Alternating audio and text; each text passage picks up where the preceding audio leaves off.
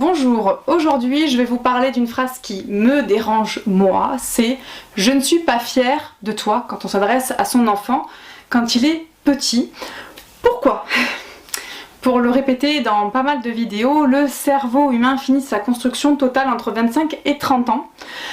Donc je trouve qu'il est vraiment très indélicat, non productif, de venir signifier à un enfant qu'il n'a pas intégré les codes culturels, sociaux qu'on tente de lui transmettre, parce qu'il n'a pas fini son développement total et on vient le culpabiliser de ne pas savoir, de ne pas savoir faire, de savoir être. Tu as menti, je suis pas fière de toi.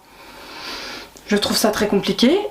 Tu n'as pas respecté les engagements, je suis pas fière de toi. Pourquoi on vient mettre un enjeu de fierté en lien avec une forme d'honneur, quelque chose de lourd sur les épaules d'un enfant qui vient aussi carrément abîmer son estime de sa propre personne, parce que du coup on est dans une attente d'un enfant parfait. Je crois que c'est aussi ça qu'il faut venir déconstruire quand on est parent, c'est que nos enfants viennent expérimenter des choses à travers leurs apprentissages, mentir, se tromper, ne pas écouter, et tant d'autres choses que font les enfants, est normal. Donc je pense qu'il est vraiment important d'avoir ça en tête pour se dire que il faut considérer les enfants comme des apprenants et des apprenantes. On n'est pas là pour exiger d'eux qu'ils sachent faire du premier coup, ce n'est pas possible. Même nous en tant qu'adultes, on se trompe encore et encore.